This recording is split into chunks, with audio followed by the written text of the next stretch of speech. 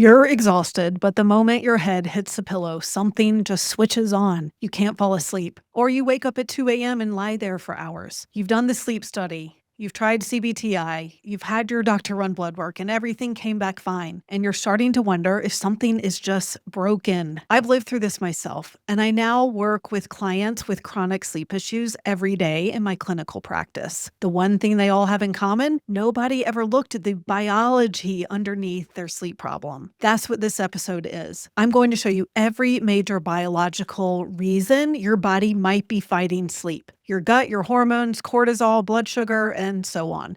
So by the end, you'll finally understand what's actually driving your insomnia. And once you know your cause, you have a path forward. So let's get into it. I want to start with a client of mine named Jane. She came to me after months of broken sleep that started before pregnancy and continued after pregnancy. So she was falling asleep fine, but waking up at 2 a.m. and lying there wide awake, exhausted but unable to get back to sleep. She tried melatonin, CBD, meditation apps. Her doctor ran blood work. And of course, everything came back normal. So I ran my own test, and here's what I found. She had a parasite. She had mold toxicity. She was low in potassium, magnesium, sodium, and she was low in serotonin, which surprised her completely because she said, I'm not depressed. That's not me. But our bodies use serotonin as a sleep signal, and hers was running low. And then there was the blood sugar piece. So Jane had gestational diabetes during pregnancy and had no idea that her nighttime blood sugar crashes were triggering cortisol spikes that were jolting her awake at 2 a.m. like clockwork. Nobody had connected any of these dots for her.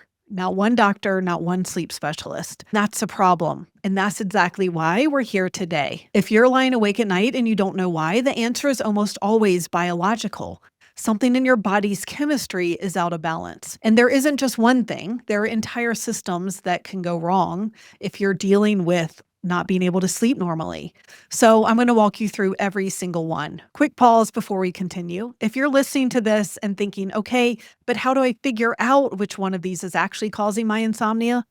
That's exactly what I help people do in my practice. Chronic insomnia is almost always biological, but it's rarely just one thing. It's usually a pattern of imbalances that need to be identified and addressed in the right order. If you want help uncovering what's actually driving your sleep problem, you can book a consultation with me using the link in the description. All right, here are all 10 biological imbalances that disrupt sleep. So number one, it's probably not surprising, is cortisol. So cortisol should be high in the morning to wake you up and low at night to let you sleep. With chronic sleep issues, this rhythm gets inverted. So you feel wired at night and groggy in the morning. And your body's stress response system gets stuck in this on position. This can happen from chronic low-grade stress, from overtraining, from undereating, of course, from not getting enough sleep. But here's what you may not know. Many of the other biological imbalances I'm going to walk you through right now can also make cortisol high. It's not just about mental stress. It also can be biological stress. Second biological imbalance that I see have to do with sex hormones. Estrogen, progesterone, testosterone all play a direct role in sleep. Progesterone is naturally calming and sleep promoting. When it drops, as it does in perimenopause or after pregnancy, or as we get older in both women and men,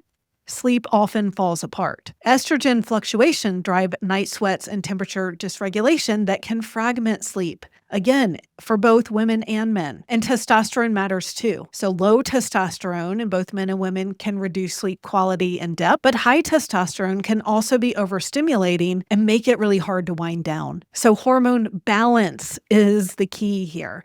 Too much or too little in any direction affects your sleep, and they need to be balanced with each other. So the third imbalance has to do with gut health. Now, many people think of the gut as a digestion issue, but it's actually one of the most powerful drivers of sleep disruption. When you have leaky gut, pathogens, parasites, or an overgrowth of bad bacteria, it triggers inflammation throughout the body, especially at around 2 or 3 a.m. And that inflammation directly interferes with sleep because then the body releases cortisol. Then there's a neurotransmitter piece as well. So 90% of serotonin, GABA, melatonin are made in the gut. So you can take all the melatonin supplements you want, but if your gut isn't producing it naturally, as well as the other neurotransmitters, it's not really going to be enough to help. So that brings me to the fourth imbalance, neurotransmitters. Our brain runs on these chemical messengers called neurotransmitters, and they need to be in balance for sleep to happen. Maybe you've heard of the calming ones, serotonin, which converts into melatonin, GABA, our brain's natural anti-anxiety switch, and dopamine imbalances can also affect your ability to feel settled and relaxed. But then there are also stimulating neurotransmitters, so things like glutamate and histamine. And when these are elevated, they keep your brain in a state of high alert,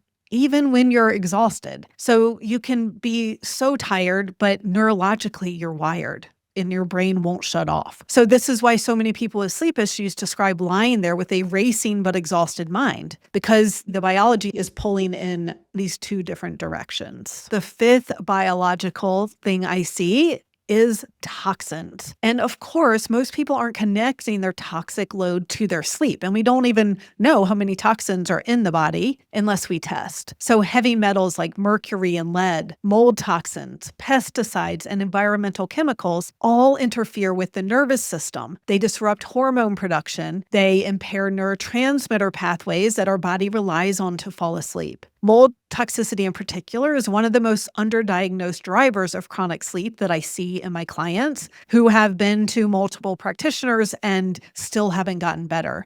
It's because this is usually the thing that has been missed. So if you've ever lived or worked in a water-damaged building, or if nothing else has explained your sleep problems, toxins are definitely worth investigating. Now, the sixth thing I see has to do with liver and detox. So your liver does its deepest detox work between 1 and 3 a.m., the same window when many people are waking up in the night. So if your liver is congested or your detox pathways are sluggish, that process is going to become even more disruptive. When the liver is overburdened, it also struggles to metabolize hormones properly. So that means that excess estrogen, cortisol, and other hormones that should be cleared are recirculating in your body at night, keeping you alert when you should be asleep. Number 7 has to do with inflammation in general. Chronic inflammation is like a low-grade fire burning inside your body that your nervous system can't ignore. And then inflammatory cytokines, which are the chemical signals your immune system releases, are known to fragment sleep and reduce deep sleep specifically. Now, the sources of these inflammation are often hidden. We don't know they're there, but it can have to do with leaky gut, with food sensitivities, with hidden infections like pathogens, with blood sugar dysregulation, with toxins. So all of these things that I'm talking about can all cause inflammation. You won't necessarily feel inflamed, but it's showing up in your sleep. So that leads me to blood sugar. This is one of the most often overlooked causes of middle of the night waking, especially. And here's what happens. Your blood sugar drops during the night. Your body treats it as an emergency. It releases cortisol to bring blood sugar back up. And that cortisol spike is going to wake you up, usually between 1 and 3 a.m. Sound familiar? If you're waking at the same time every night, blood sugar is one of the first things to investigate. That and back to the pathogens in the gut. So what you eat for dinner, whether you eat too late, your overall insulin sensitivity all play a role. And then, of course, our diet is going to affect our sleep. What we eat directly affects your sleep chemistry, and not just in obvious ways. Inflammatory foods are going to disrupt gut health. They're going to drive cortisol. They're going to impair neurotransmitter production. Gluten and dairy are common culprits for people who don't realize that they have a sensitivity. And alcohol, even one drink, fragments sleep in the second half of the night. Now, meal timing matters too. So eating too close to bedtime keeps your body in a digestive active state when it needs to be shifting into that repair and restful state. And here's one many people miss. You need enough quality fat and protein to make neurotransmitters and hormones in the first place. So if you're under eating, especially protein, your body doesn't have the raw materials to make the sleep chemicals it needs. Now, the 10th and final biological cause that I see all the time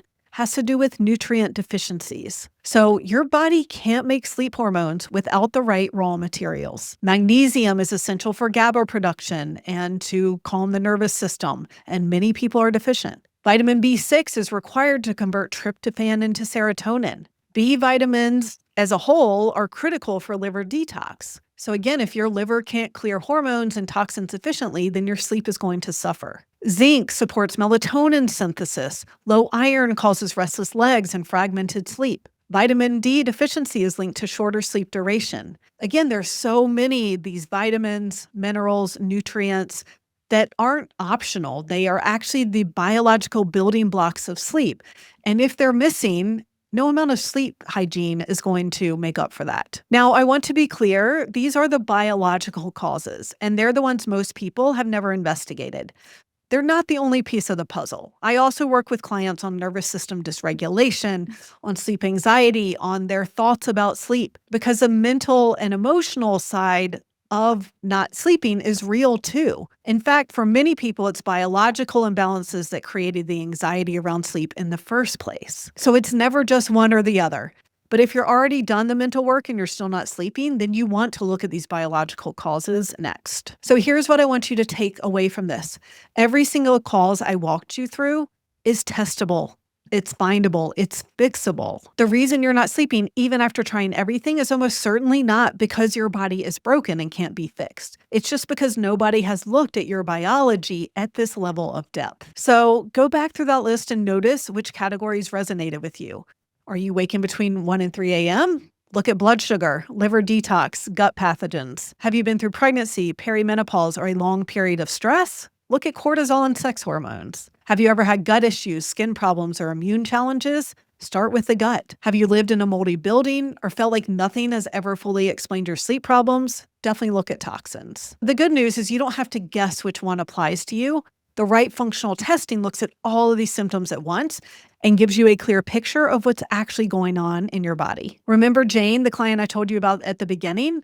Parasites, mold toxicity, low serotonin, blood sugar crashes.